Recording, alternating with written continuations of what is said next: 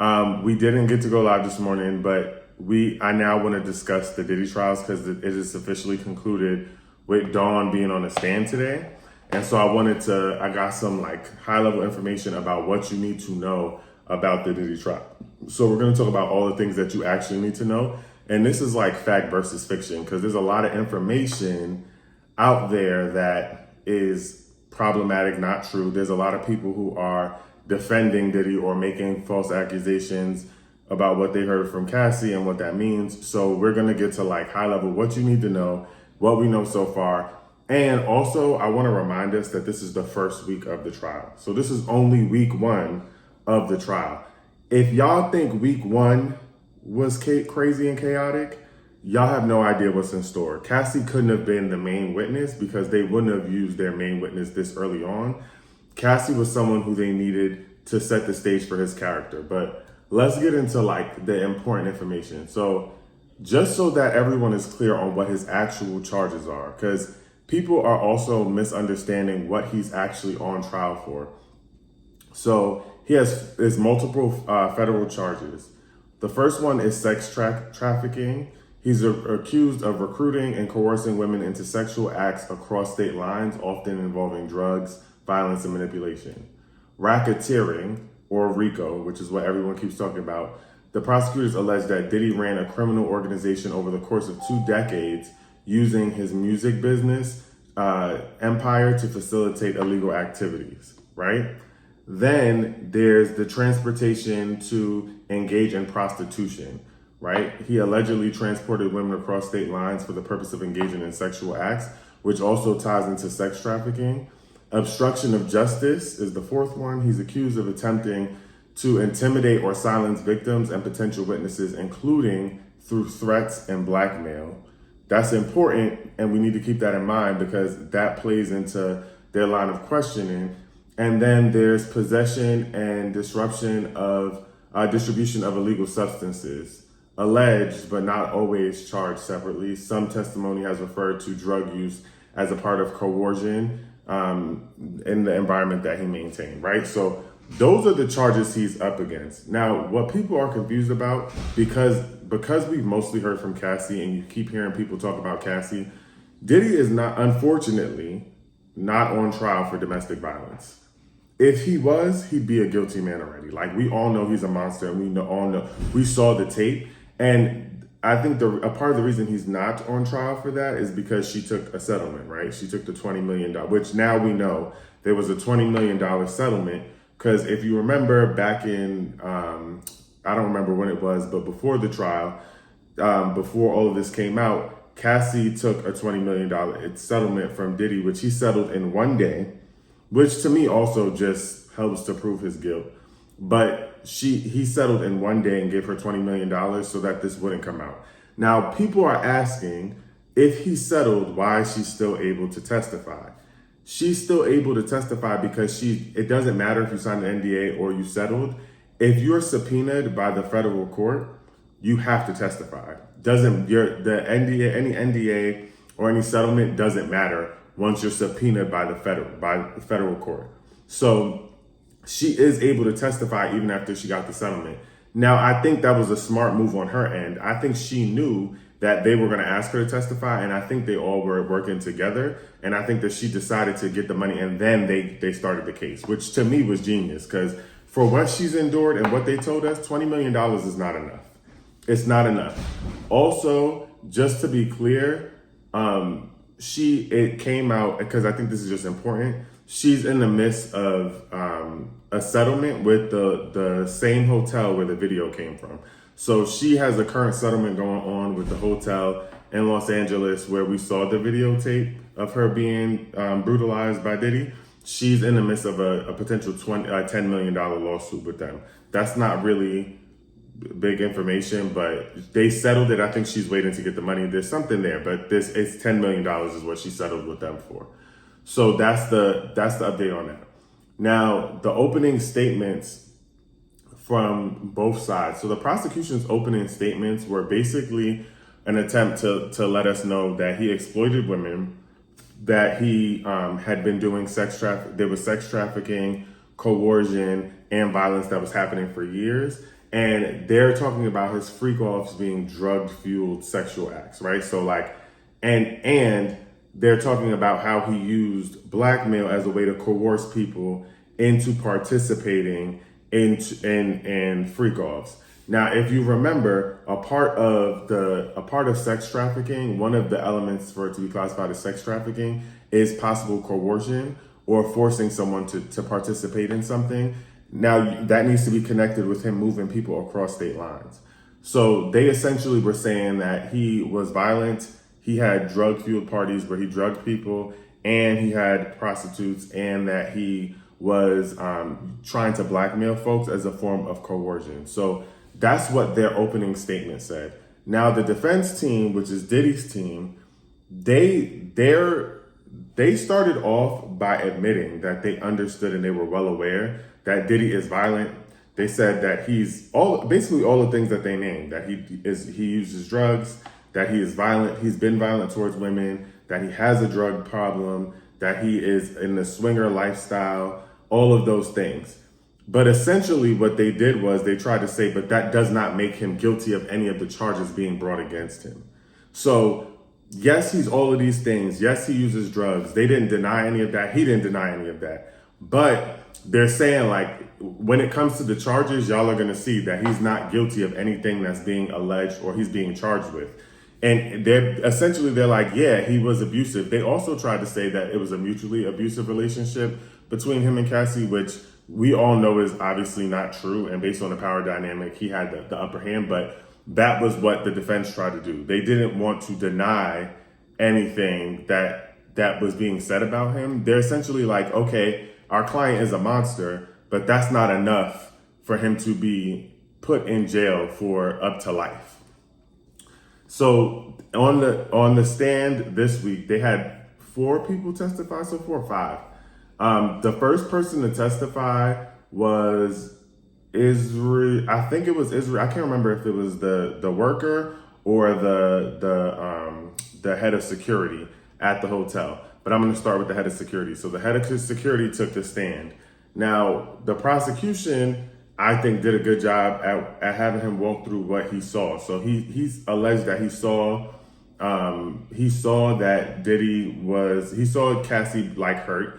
He saw Cassie saying that she wanted to leave and Diddy told her she wasn't going nowhere. Remember, that's like essentially you're holding her hostage at that point. She said she wanted to leave. Diddy said he wasn't going nowhere. He said that he offered to call the police. Cassie said no. The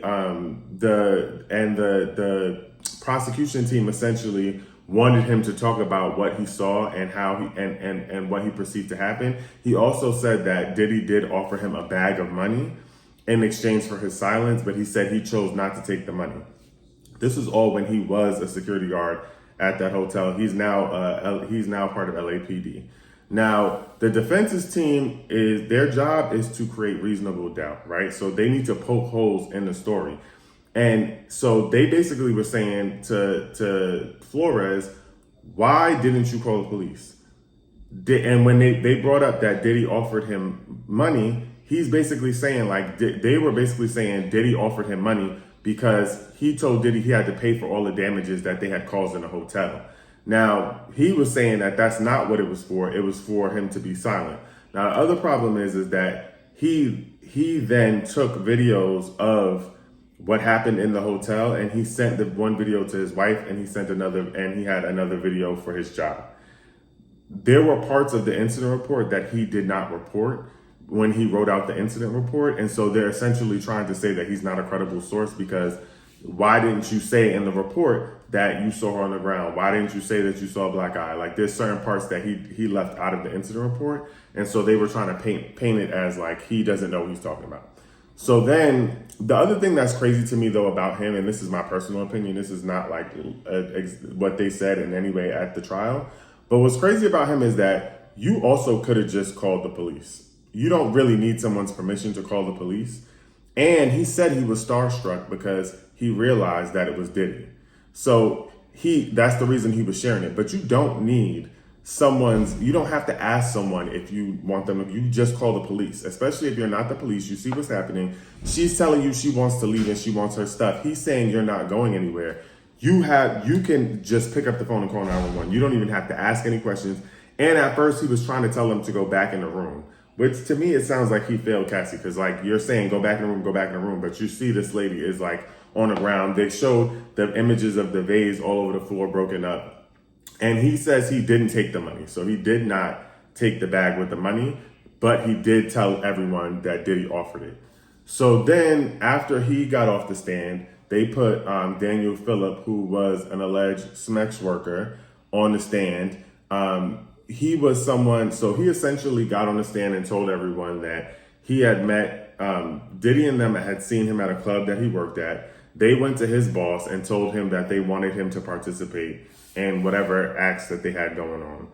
They then, the boss then told him that somebody was going to pay him $200, but he didn't say who, to participate in whatever act was going to happen at the hotel.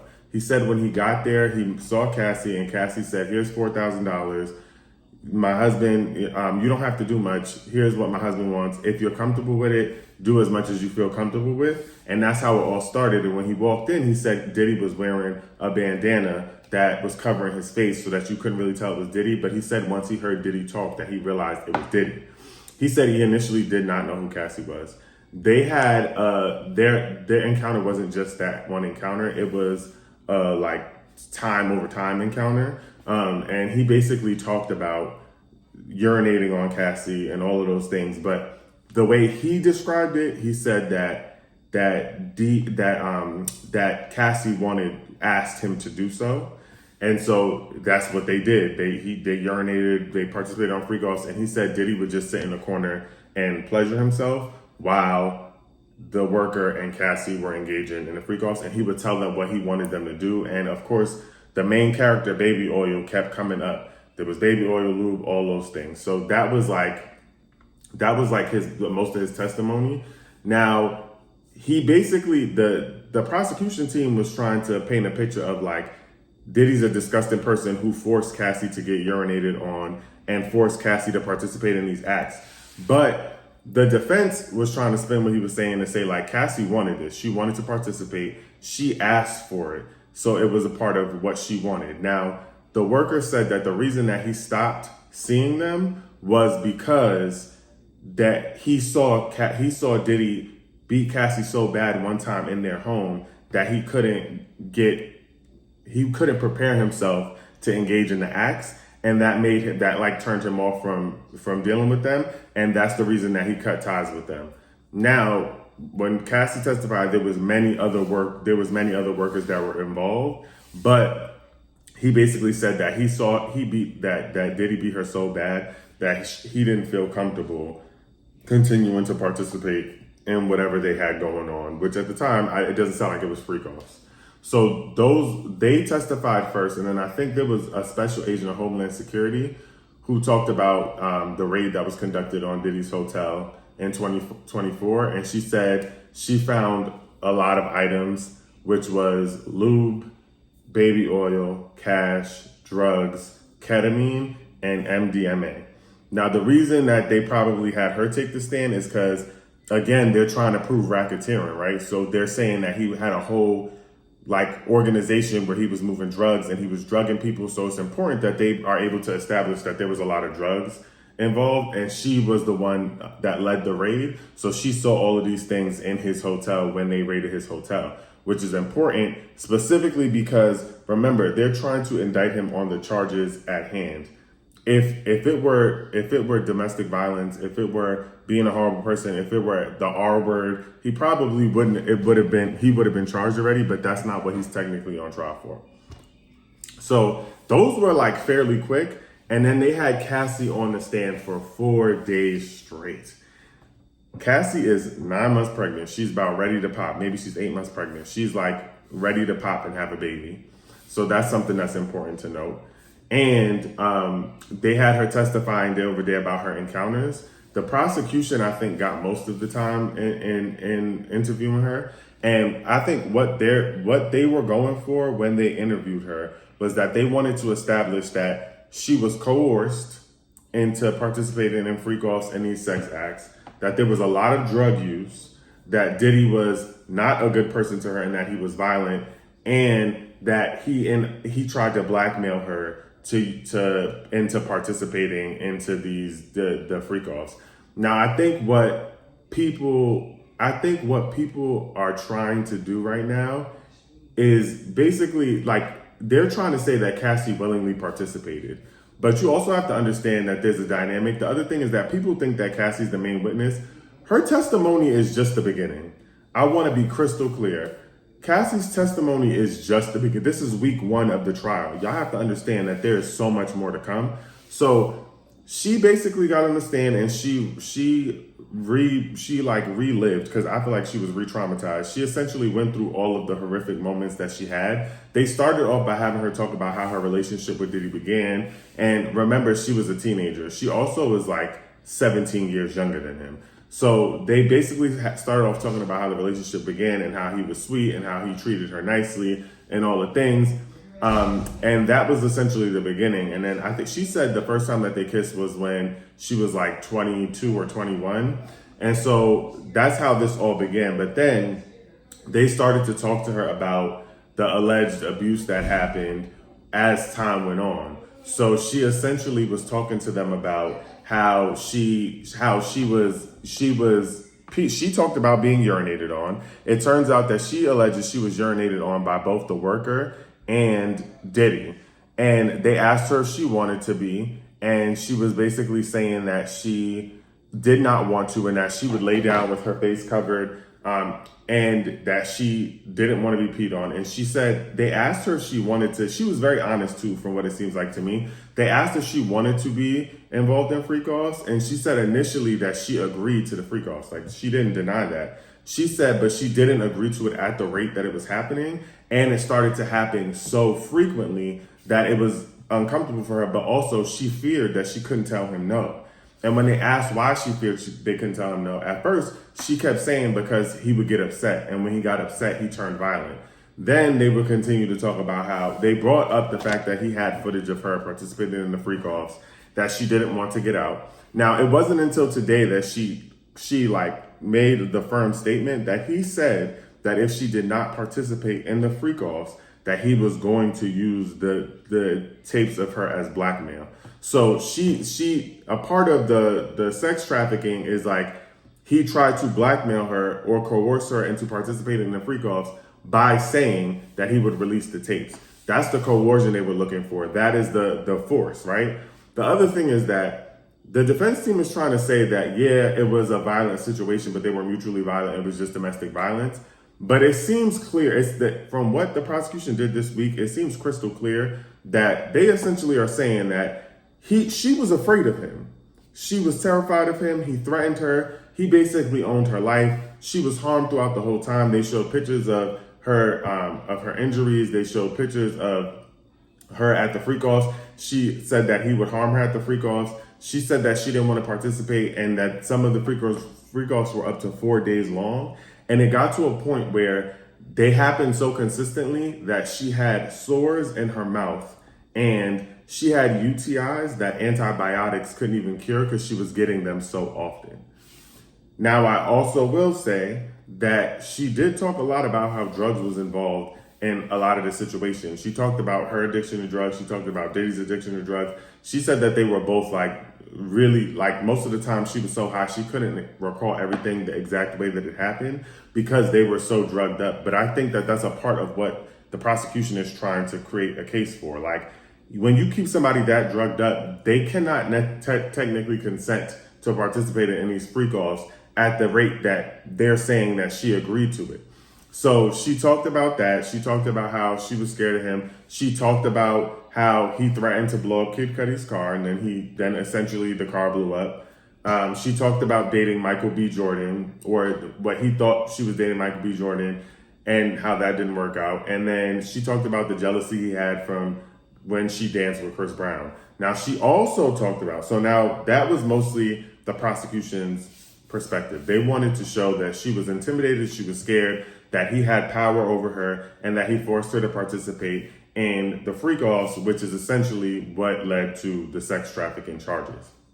Now, the defense team Again, their job is to poke holes in the story because they need to create reasonable doubt. So they came with text messages where she said, "I love the freak offs." Right? There were moments when the defense interviewed her where she is seen in text messages saying she loves the freak offs. Now there was a text message where she said, "I love the freak offs when we want to do them." So that also shows like she didn't always say yes. There was messages where she said she was ovulating or essentially on her period, which shows that she didn't want to engage in the freak offs. Like he asked her if she wanted to engage, and she said no, because she was ovulating. Now, the issue is that they're trying to create reasonable doubt. So if they have messages of her saying she loved the freak offs and she enjoyed herself, they're essentially trying to paint a picture that she was a willing participant. The other thing is that she shared herself that she was essentially the number 2 for Diddy. So she said to the defense that even when she was dating Kid Cudi, she still participated in the freak offs. Now, the reason when they asked her why, she said because it was her job. Now, to me personally, from what I understand, I think that didn't help them because remember, they're trying to show that he ran a whole drug and sex trafficking operation. Now, if she said it's a job, so she's dating Kid Cudi, but she still was organizing the freak offs because it was her job, that does in some way show that it was an entire organization that was being run by Diddy. And so she said it was her job. The other thing is that she did allege that when they broke up, when she first started dating her current husband and her and Diddy broke up, Diddy did R-word her. He came into her house and forced himself on her.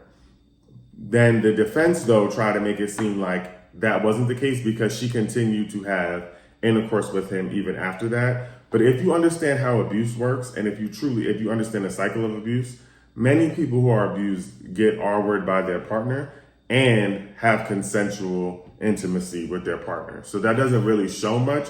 But from the defense standpoint, their job is to convince a jury that she was a willing participant. That didn't really paint that, because to me, it's almost like saying that just because someone agrees to participate in something one time, that you can then decide that any time that you want them to participate, they should participate. It doesn't work like that. And she also talked about the fact that she was in love with Diddy at the time. Like she was so in love that she was willing to do anything. Now they also brought up the fact that she was jealous of Kim Porter's relationship with Diddy. She acknowledged that and said that it was true. And she continued to tell the court about how traumatizing this was and how she felt like she was used and abused. And essentially that the entire time that they were together, it was like on and off. And she did express that she currently has love for him, but she still has been really traumatized and hurt by the experience that she had with Diddy. So I think in summary with Cassie's defense, like she said a lot, but I think people need to understand this is one, just day one. This is two, Cassie is like a key witness because she was with him for so long, but she's not going to be the person to drive the case home.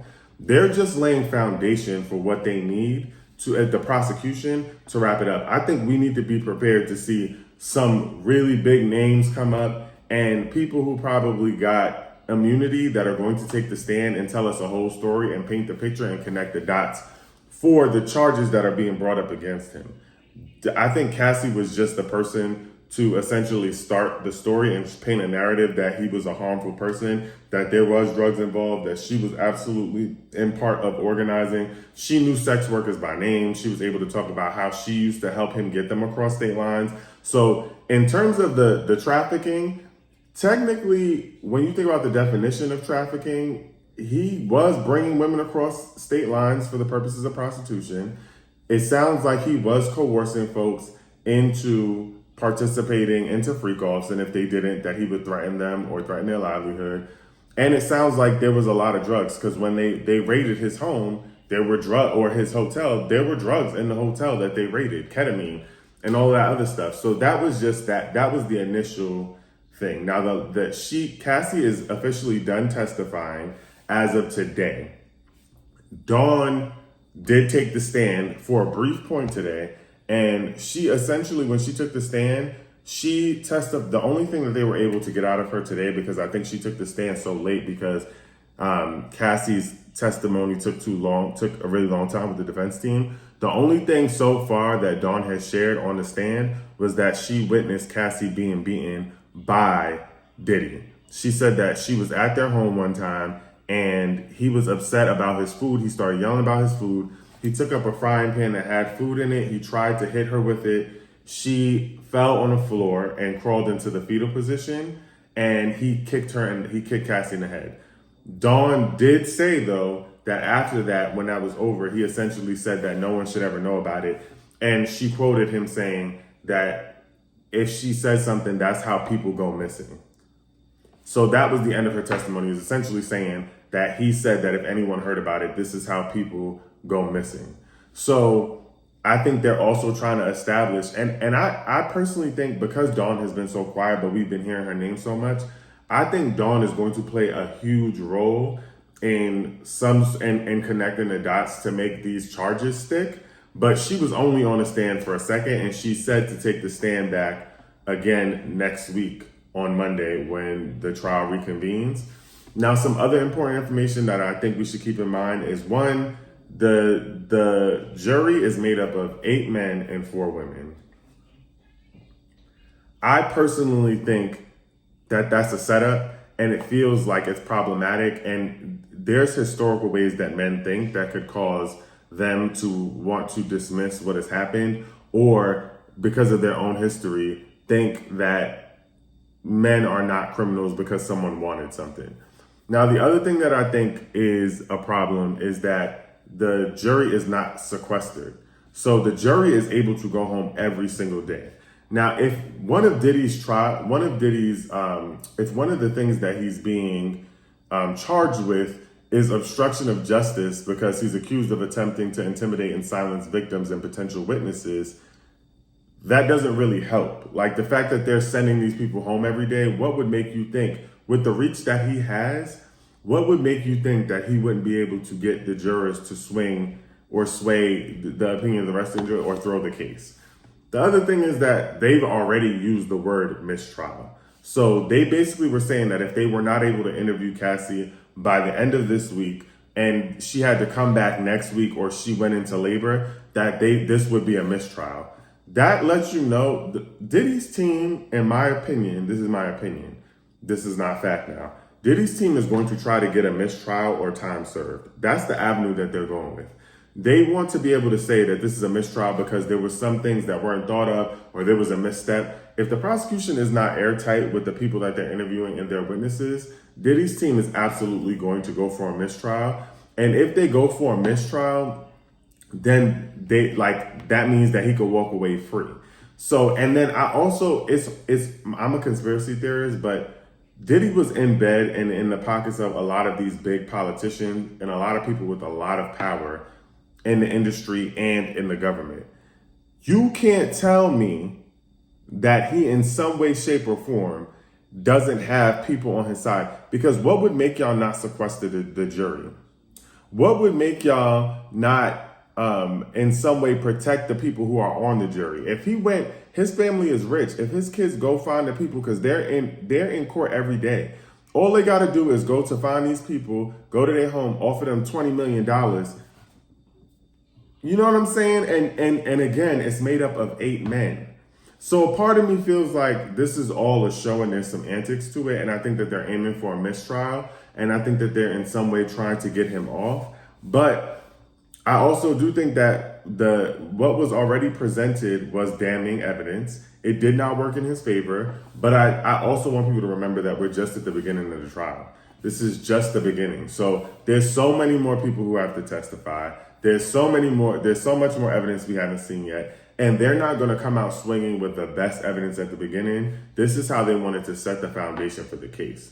So far, that's all we really know about the trial. That was week 1.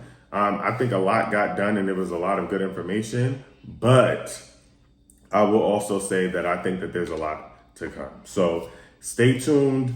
I think the trial it's gearing up to be something crazy and chaotic.